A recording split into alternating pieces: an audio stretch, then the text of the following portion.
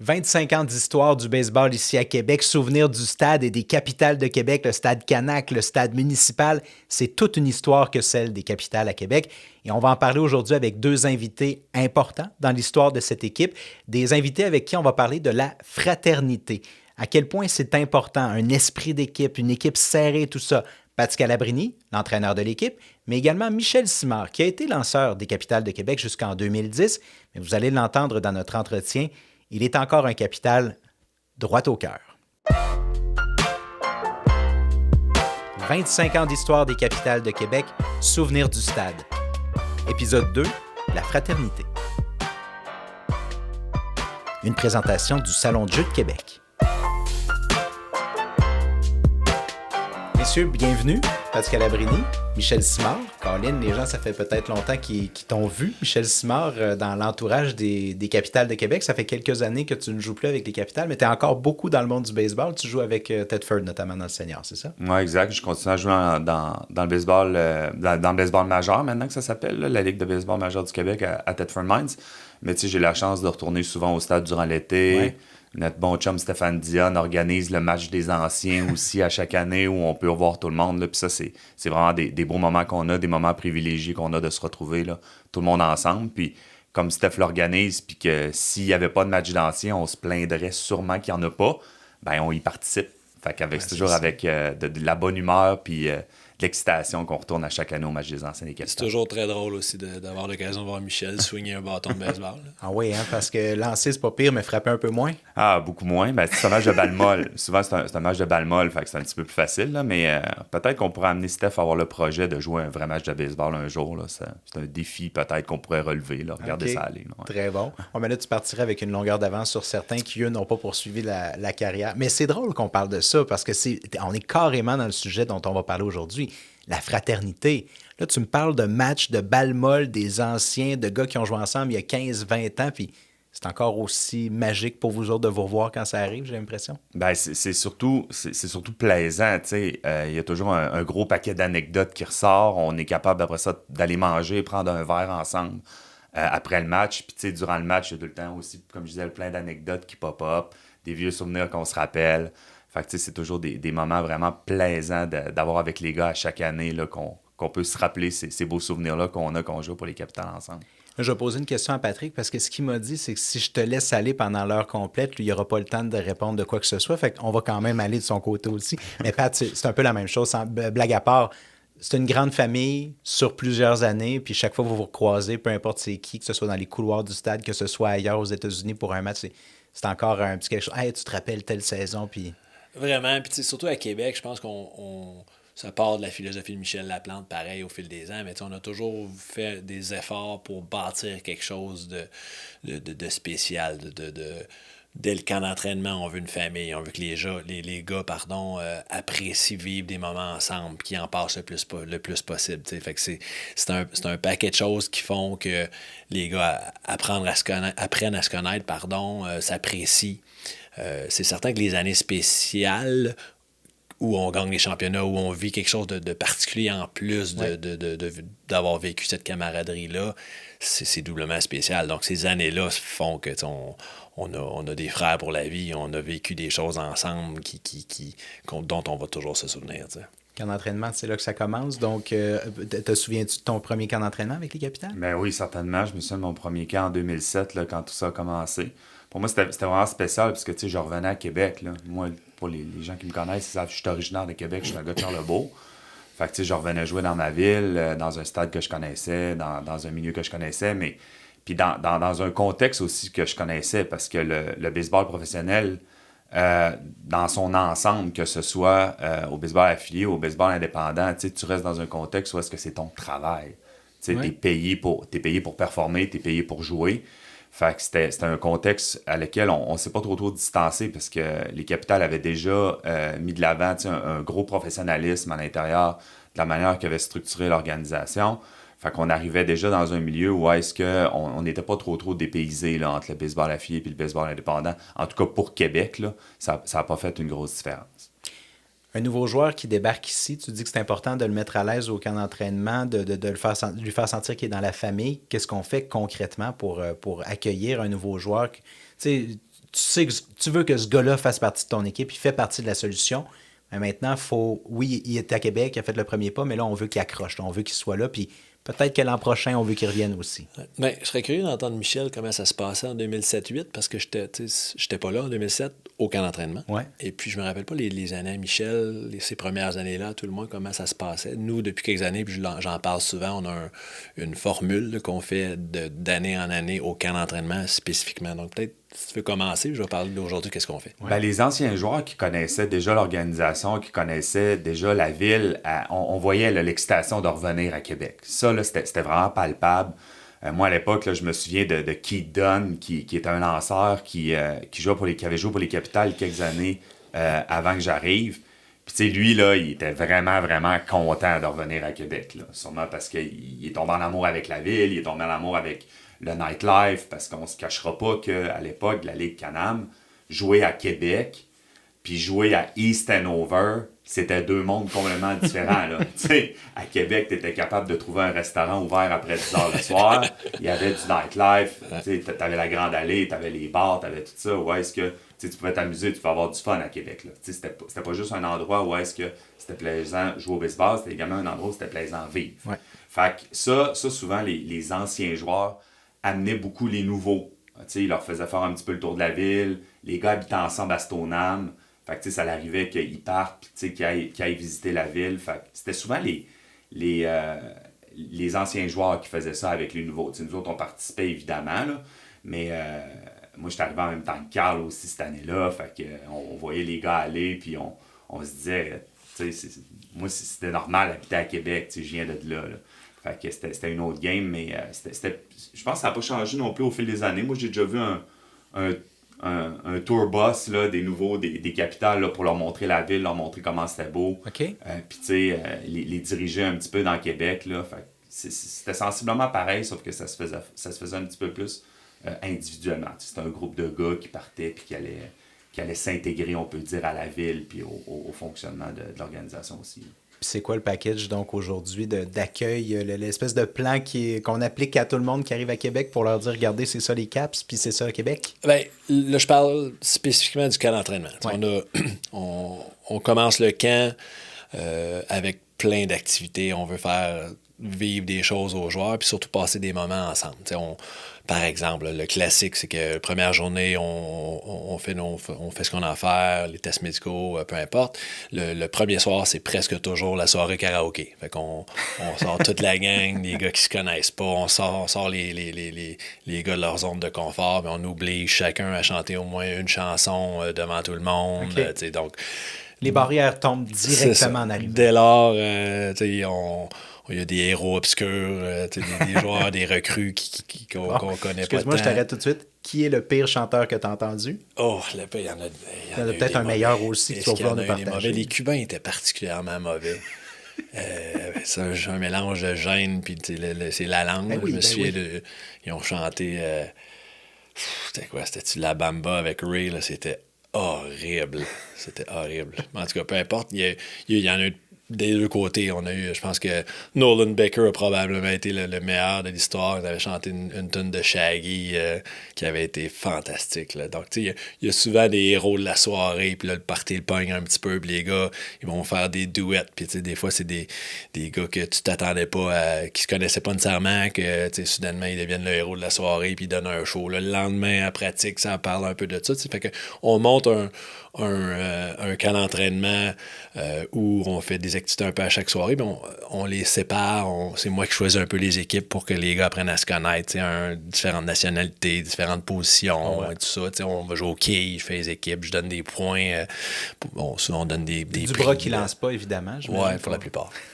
Fait que, tu sais, on bâtit des points, on offre des prix à la fin du camp pour le mieux habillé, par exemple. Fait que, des fois, tu te présentes au quai habillé de façon formidable, inoubliable dans certains cas. On a déjà fait du laser tag pas mal, mais là, on avait des trop crinqués qui sortaient en sang. Puis tout ça, fait qu'on a mis une pause là-dessus. Un Jay Johnson qui avait grimpé il avait enlevé les tuiles, là, du plafond. Il avait essayé de grimper dans le plafond, il était tout coupé. Là. En tout cas, faut faire un petit peu attention dans certaines chose qu'on fait. Mais tu sais, En même temps, l'idée... quand tu fais de l'enthousiasme comme ça en partant, là, c'est quand même bon signe. Veux pas, c'est bon signe. Tu sais déjà que tu as un bon groupe sous la main à ce moment-là. C'est ça. Puis aussi, c'est con, mais tu vois aussi des fois les gars qui ressortent un peu négativement, puis tu sais, ça t'aide plus tard à faire des choix, là, tu sais, veux pas.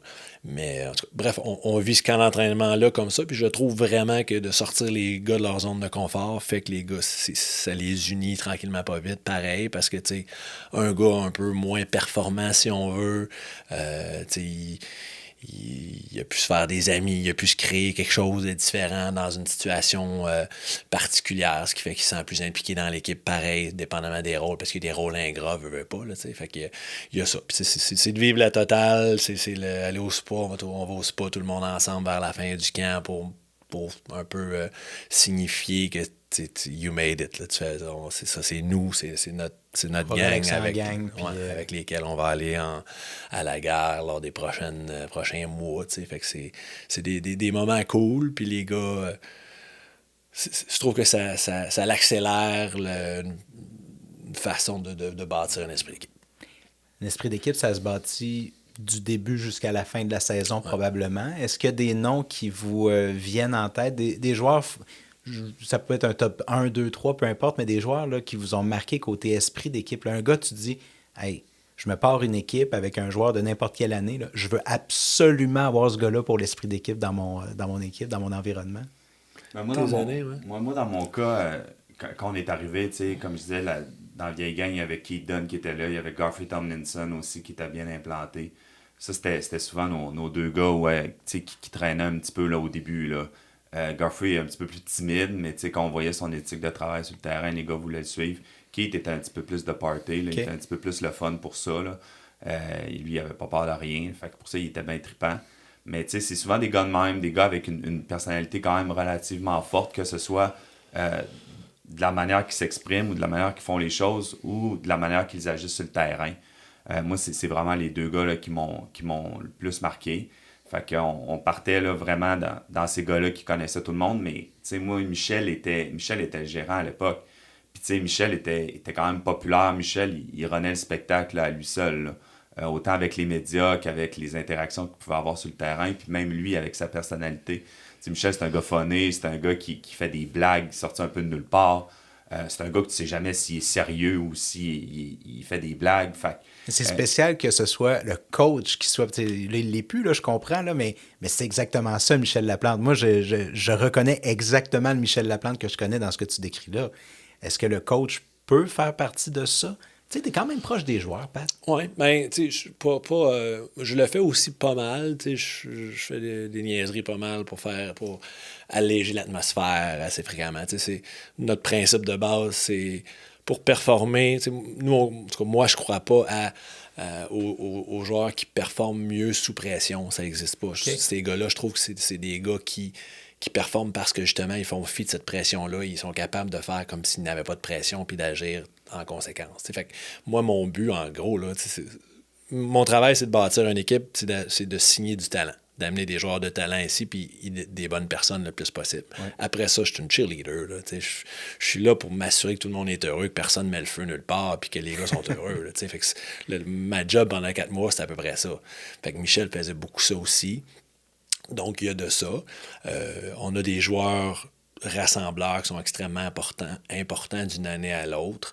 Si tu les connais pas, c'est dur de voir c'est qui un vrai leader, mais tu sais, tout le monde au secondaire, au high school, au collège ont été leurs leaders parce que c'était les meilleurs joueurs, c'est sûr, quand tu es rendu pro. Fait que c'est dur de se fier nécessairement au oui-dire ou à la réputation d'un gars jusqu'à temps que tu le vois en Ils ont vrai. tous cette réputation. OK, parce que l'entonnoir s'est resserré, t'as tout ce monde-là qui sort vers... Pour différentes raisons. Tu peux être un meneur parce que tu étais le meilleur, simplement, ne veut pas les autres suivre. Tu peux être un meneur par l'exemple, comme Godfrey, comme quand tu parlais de nom, moi j'allais dire Jordan Lennerton. Lennerton, c'est un top 3 de l'histoire des capitales de joueurs. Là. C'était la totale, c'est le pro ultime. Là, mais lui, c'est un gars sérieux qui donnait tough love à des gars, mais c'était tout le temps positif. Il était incroyable, mais c'est pas un gars qui parle tant que ça, c'est pas un gars qui faisait des speeches de la mort rassembleurs, mais il était tellement professionnel, travaillait tellement fort, il était tellement bon dans ce qu'il faisait, que quand Lenny parlait ou quand Lenny donnait de la merde à une recrue parce que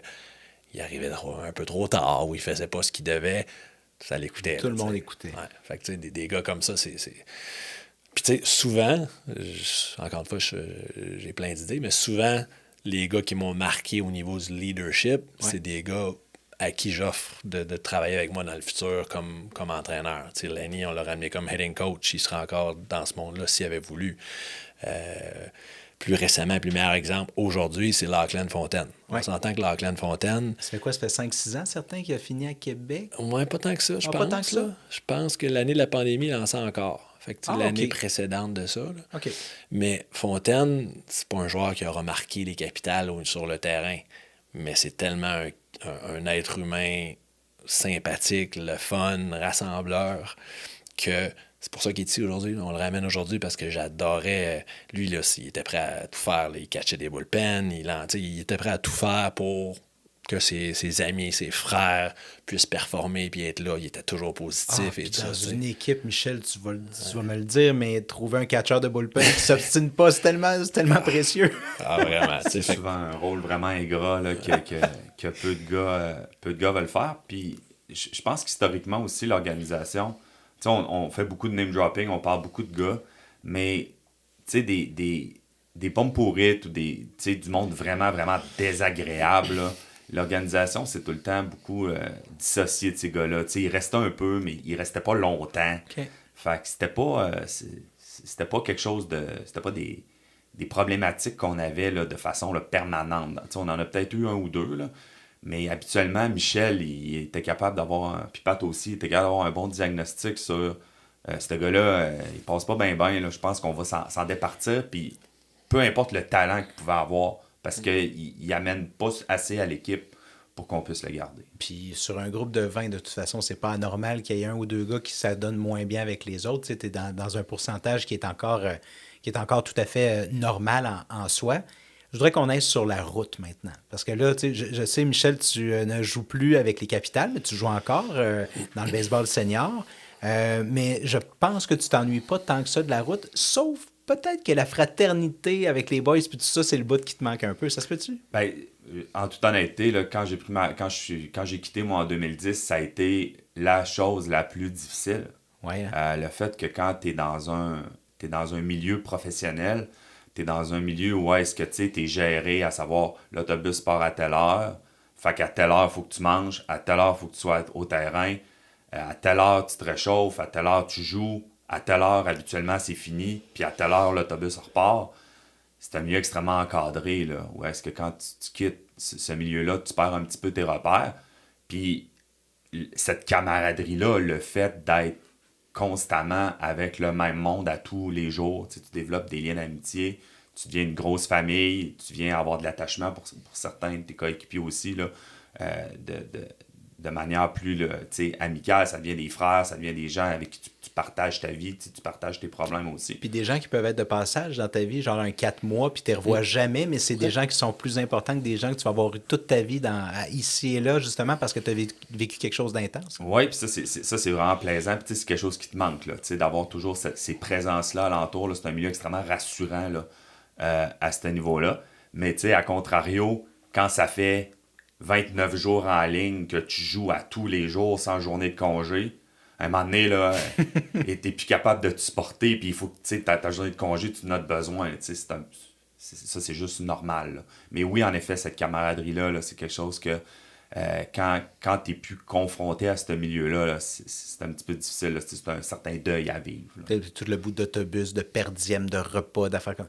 Non, c'est vrai, hey, j'ai un flash. TNG, vous vous souvenez de ça, les autobus modifiés? Ouais. Hey, moi, je me souviens d'avoir fait un voyage avec vous deux, justement, en 2009. On est allé à Sussex pour aller faire des matchs.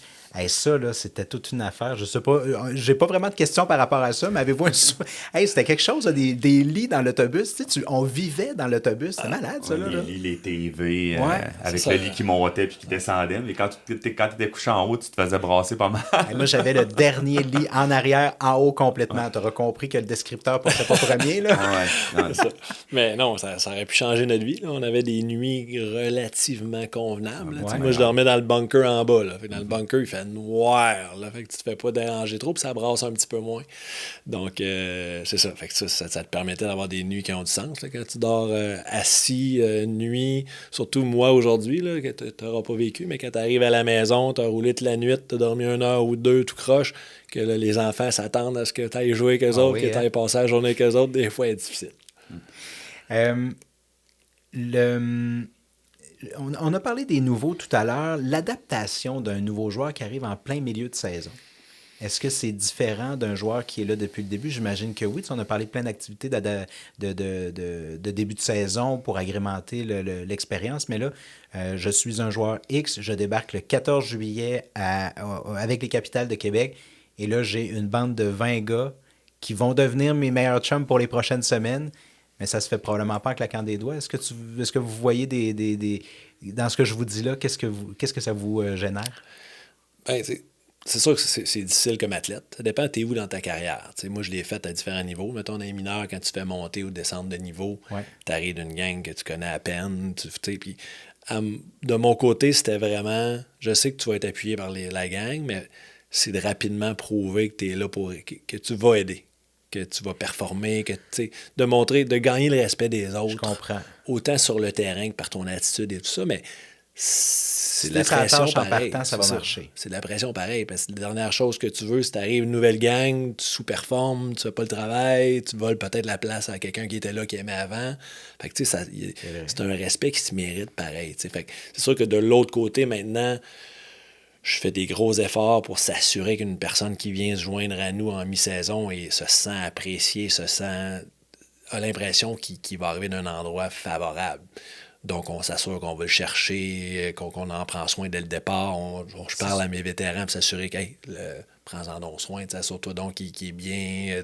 Entre autres, pour un joueur qui va on en a qui sortent du collège maintenant, là, qui arrivent très jeunes à 20, 21, 22 ans, alors que un vétéran qui est référencé, par exemple, ou référé par un autre joueur, là, ça peut devenir autre chose complètement. Là, on s'entend. Tu as un petit peu plus de certitude sur le genre d'individu que tu vas avoir.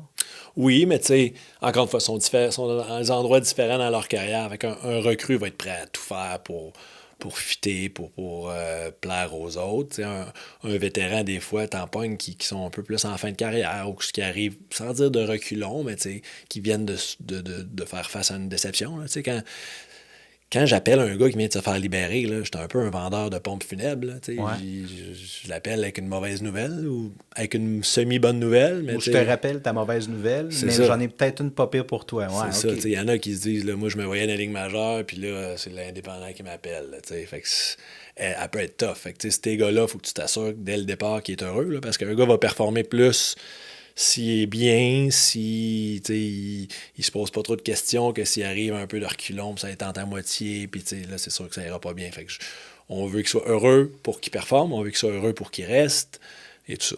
Oui, puis les gars sont conscients aussi de la situation qui se passe durant la saison. Des fois, tu le sais que l'organisation cherche un lanceur partant, parce que là, on est juste 4. Fait que, on le sait qu'ils travaillent pour aller chercher un joueur, là. Il y en a qui arrivent juste pour un départ aussi. Là. Moi, j'ai vu ça souvent. Là. Le gars, il arrive, il a été signé pour un départ pour nous dépanner. Puis on ne le revoit plus jamais après. Là. En 2007, c'est arrivé à quelques reprises. Puis il y en a d'autres qui arrivent super motivés puis que leur objectif, admettons, je sais pas, moi, tu joues sa route, il arrive sa route. Lui, son objectif, c'est de revenir à Québec avec nous autres. Là. Fait que là, les gars le disent, puis les gars veulent, puis les gars disent, moi, je veux faire un bout avec vous autres, blablabla. Fait que déjà là, tu vois un peu la certaine motivation, là, mais il y en a qui arrivent pour un start puis qui repartent après. Là. Fait que ça, c'est à ce temps-là, tu donnes la balle puis tu dis on se reverra à la fin puis c'est pas plus grave que ça si on n'est pas de chum tant que tu lances des prises à soi. Exactement, là, fais ton possible puis let's go. Là. Puis Pat amène un bon point. Les gars ont des backgrounds. Là. Quand tu signes un gars qui vient de sortir du A-Fort ou du 2A, tu le sais, dépendamment de son background, qu'est-ce qu'il va être capable de donner. C'est sûr que si tu signes un gars qui vient de finir sa saison dans le collège ou qu'il a joué dans une ligue que tu connais pas trop depuis le 14 juillet, exemple, puis que là, tu te poses la question, lui, t'espères qu'il va te donner le meilleur de ce qu'il peut. Là. Mais des fois, on avait des belles surprises, puis ça, c'était plaisant, puis les gars finissaient l'année avec nous autres, puis ils s'intégraient dans l'équipe, puis ils faisaient leur job. Là. Ça arrivait souvent aussi. Est-ce que vous avez été témoin de chocs culturels? Des gars qui arrivent là, puis qui ne s'attendaient pas en tout à vivre la ville de Québec. Puis c'est pas obligé de s'être bien terminé, mais ça peut s'être bien terminé aussi. Mais est-ce qu'il y a-tu des choses qui vous reviennent vite, vite? T'as pas l'air de penser à quelqu'un, Michel? Non, à part le fait, tu sais, la barrière de la langue, évidemment. Là. En dehors de ça, non. Moi, j'ai jamais personne qui est arrivé à Québec en disant c'est quoi ce ville-là. Là. Non, tout le monde était super emballé. Moi, quand je voyais les gars sortir de l'autobus, puis que tu sais, le lendemain, ils allaient visiter un peu, là, il y avait un intérêt, tu sais, en disant voyons, c'est beau ici, c'est une belle place, c'est un beau stade, belle organisation, bon groupe de gars. Mais en dehors de la barrière de la langue, où est-ce que des fois, tu sais, ils allaient se commander une poutine au Ashton, puis il y avait de la difficulté à se faire comprendre. Non. Tu sais, moi, j'ai pas vu de gars qui disaient hey, qu'est-ce que je fais ici, là. Ça m'est jamais arrivé en 4 ans. Là. Des chocs culturels, Pat, est-ce que as-tu été témoin d'eux? Ben, quelques-uns, là, la plupart sont positifs. Des fois, ça prend un peu de temps. Les gars, ils arrivent, c'est métro, boulot, dodo, là, dans certains cas. Puis là, à un moment donné, journée de congé ou quelque chose, là, ils vont se promener puis ils découvrent la ville. Des fois, je les vois des semaines après, ils viennent me voir. Je dis, hey, moi, c'est fou ici, je veux toujours jouer ici. Des fois, j'ai des vétérans là, qui sont rentrés après une soirée, peut-être, ou après une rencontre, ou après quoi que ce soit. Qui disent, hey, je veux plus jamais jouer ailleurs. Là, les charmes de la ville. Là, c'est ça. Mais il y en a d'autres aussi. Là, il y en a on a des rednecks des fois qui viennent, qui savent pas trop, puis que là, ça leur plaît pas. Là, c'est pas ce qu'ils recherchent, eux. C'est ça. Ça peut arriver des deux côtés. Je pense qu'il y en a juste... Je pense qu'il y en a un ou deux, je pense, qui est quasiment parti de lui-même parce qu'il était juste pas heureux ou il aimait pas ça. Là, fait que... Si vous voulez savoir qui, vous accrochez Pat sur le bord du terrain cet été avant un match, il va vous le dire, je suis sûr. Mais ici, peut-être pas. Mais pour en avoir fait des villes, moi, dans le baseball affilié, puis dans le baseball indépendant, si t'aimes pas Québec, je me demande bien, il va falloir que t'attendes d'être dans les majeurs là, pour aimer la ville où est-ce que t'es. Là. Qu'est-ce qu'on a de spécial? Ah, tout. Comme je disais, là, la beauté de la ville, le fait que tu es capable de faire de quoi passer 10 heures le soir. Ça, c'est peut-être pas concret dans l'esprit des gens qui nous écoutent. Là. Mais East Hanover, là, dans le New Jersey, là, quand la game finit, tu manges les hot dogs qui te sont donnés, puis tu t'en vas à l'hôtel. Tu n'as pas la chance d'aller nulle part de proche, d'ouvert, de plaisant. T'sais. Aller prendre une bière, il faut que tu espères que le bar de l'hôtel soit ouvert. Parce que sinon, il n'y a rien. Là. New Haven, dans le Connecticut, là, il y avait une équipe là. Moi, quand je suis rentré en 2007, il n'y avait rien une fois que le match finissait. Tu avais Atlantic City à l'époque où tu pouvais avoir un petit peu de fun. Là. Atlantic City, on ne se le cachera pas. Là. Mais même Brockton, puis toutes ces places-là, Worcester, tout était fermé là, quand le match finissait. Là. Fait que c'est à Québec, il y a moyen de faire de quoi. Là. Fait que ça, pour ça, c'est vraiment plaisant. Puis il y a du monde à Québec. Tu sors, il y a tout le temps du monde que tu peux croiser. La ville roule sensiblement quand même jusqu'à tard le soir. Tu es capable de rencontrer du monde. Le monde est beau. Il y a beaucoup de monde. Fait que ça, c'est vraiment quelque chose de plaisant ici à Québec. Mais reste que la relation de proximité, elle existe. Moi, j'en vois des joueurs qui s'en vont au champ extérieur dans la droite, là, puis qui s'en vont se pitcher à la balle, puis qu'ils se font arrêter par des spectateurs, puis les gars arrêtent. Ils prennent le temps de signer la balle, de jaser, de dire salut aux enfants. Crime, je ne sais pas si ça marche comme ça partout, mais moi, je le vois toujours comme ça à Québec. Je n'ai jamais vu un joueur passer droite par-dessus un spectateur. Encore une fois, ça vient d'en haut, je pense. Ça vient de Michel au début. Parce que, tu sais, on a joué dans les mineurs, puis c'est pas comme ça. Okay. C'est un peu comme ça. Puis, tu sais, quand ils te le vendent, quand ton organisation te vend comme joueur d'aller signer des autographes, souvent, c'est un peu, regarde, allez-y 5 minutes, là, faites-le à moitié. Puis, ici, c'est pas comme ça. Puis Michel l'a toujours vendu, puis on le fait pareil. On veut partager notre passion avec les gens de Québec. On veut vivre ça avec la ville. C'est pour ça que la ville nous le rend si bien. C'est pour ça qu'aujourd'hui, là, il y a des gars, des personnes cool qui ont des jobs incroyables dans la ville, qui sentent faire partie de l'organisation. Ouais. Fait que, ils viennent, puis ils nous parlent, puis ils viennent au stade, puis ils trippent, puis c'est que du positif. Ça, c'est merveilleux à vivre des deux bords. Fait que, moi, j'aime ça. Je parle avec des gens que je connais pas, mais qui partagent cette passion-là, qui trippent, qui ont le goût de nous jaser, parce que il y a à peu près que du positif qui sort de l'expérience générale. Ça reste longtemps. Tu es encore en capitale, toi? Oh oui, puis pour toujours. Je pense que juste avoir eu la chance de jouer ici, là, dans une organisation aussi incroyable que les Capitales, dans la ville où je suis venu au monde, moi, je pouvais pas avoir eu de scénario plus rêvé là, dans ma carrière de joueur de baseball. Là. Puis l'interaction qu'on a avec les partisans, ben, tu sais, moi, j'habitais à Québec à l'année longue. Il y avait l'Académie des Capitales aussi, où est-ce qu'on travaillait là, la fin de semaine. On donnait des cliniques à des joueurs, on développait des liens justement avec ces jeunes joueurs de baseball-là, avec leurs parents. Ouais. Fait que, tu sais, on les revoyait tout l'été. Fait que ça, c'était vraiment plaisant aussi. Mais moi, comme joueur québécois, je suis convaincu que j'ai vécu cette expérience-là de manière complètement différente peut-être qu'un gars qui provenait d'ailleurs, parce que, tu sais, on n'a pas de barrière de langue. Fait que les gens sont beaucoup plus enclins à venir te parler. Puis, pour surfer un petit peu sur ce que Pat disait, ça a été culturel dans notre organisation, ça aussi, là, la relation à entretenir avec les partisans. Puis la relation aussi là, de bien te comporter comme joueur de l'organisation, là, autant sur le terrain qu'en dehors du terrain. Michel Laplante, là, il donnait des directives relativement claires là, en disant assurez-vous de ne pas faire honte à votre organisation parce que en plus de vous autres, vous allez ternir aussi l'image de l'organisation. J'aime ça, comment tu dis ça, des directives relativement claires. Ouais. On s'entend que le message passait comme il faut. Hein? OK, Ouais. parfait. Non, mais c'est correct, puis c'est très bon aussi parce que c'est vrai que ça fait partie de la carte de visite de l'organisation, la façon dont les joueurs se comportent. Tu sais, si t'es mal géré en haut, ça se peut que tu aies une couple de bums qui décident de faire sortir leur côté bum en bas aussi. Puis Hein. tu voulais pas être le premier. Non? Fait que tu voulais pas être le premier à faire de quoi de vraiment tout croche, là, pas correct. Là. Tu voulais pas être le premier, puis ça, Michel le disait. Soyez pas le premier. Ça veut dire que historiquement, c'était jamais arrivé.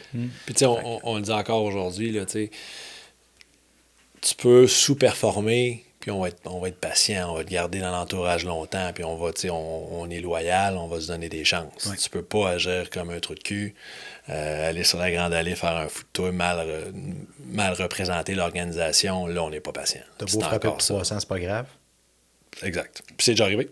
Puis il y en a qui comprennent pas pourquoi Scalabrini, il est donc bien pas intelligent de laisser aller ce gars-là. Il comprend donc bien pas le baseball. Mais ça arrive des fois. Que tu comprends le baseball, des Que fois. je comprends pas le baseball. Des Que fois. je laisse aller des gars comme ça. Des fois, il comprend. Aussi, ouais. Écoute, on peut peut-être terminer sur une anecdote incroyable si c'est arrivé l'été passé au stade. Là.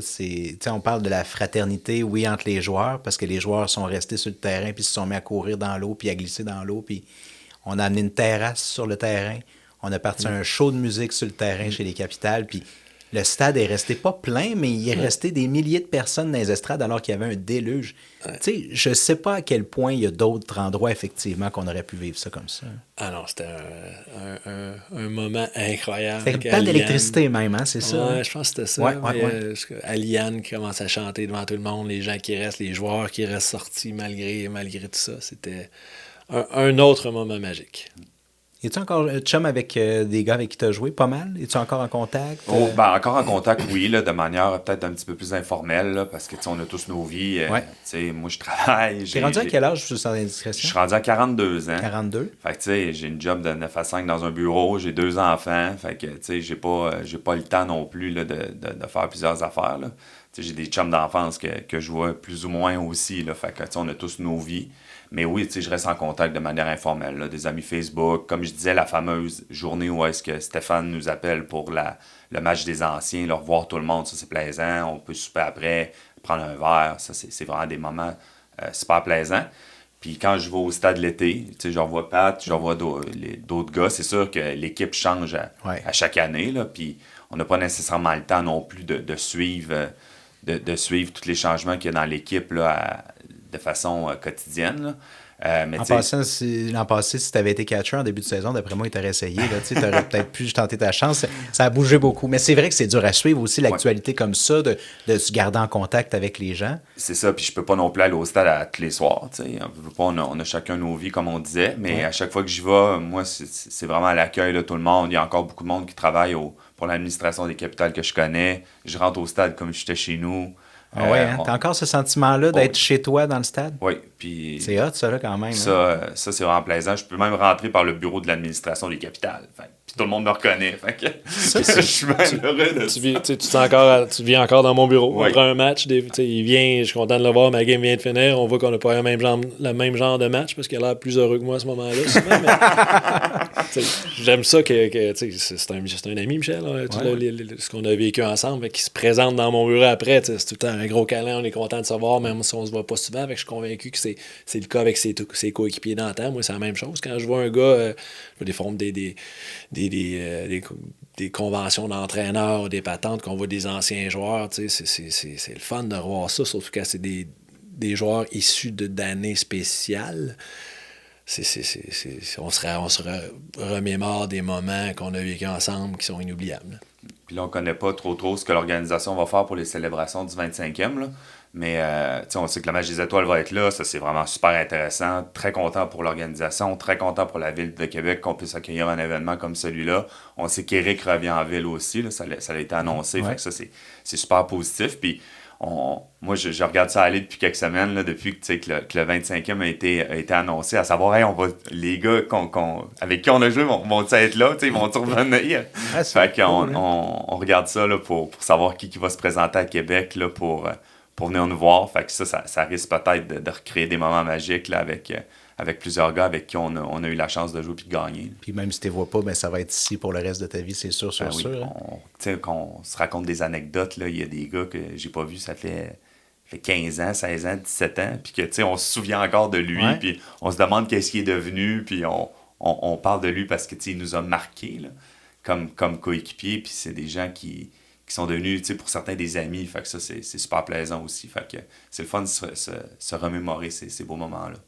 Puis la fraternité dont tu parles dans le bureau des coachs, ça, c'est cool aussi. C'est quelque chose, peut-être que les gens ne savent pas tant que ça, mais les portes de ton bureau sont quand même pas mal ouvertes, que ce soit avant ou après le match, c'est pas trop un enjeu, On sait, il y a des choses qui doivent rester dans le bureau, puis c'est correct, mais tu n'as pas de difficulté à accueillir des gens qui viennent participer aux discussions ou assister aux discussions.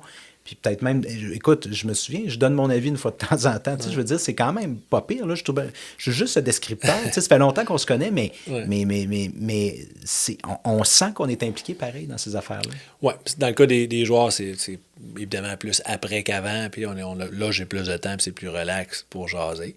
Mais effectivement, le principe est on a porte ouverte, on veut passer des bons moments ensemble. Fait qu'on essaie de rendre ça agréable. Oui, puis ça c'était la même affaire avec Michel. À l'époque, le bureau, il était complètement dans le fond de la chambre.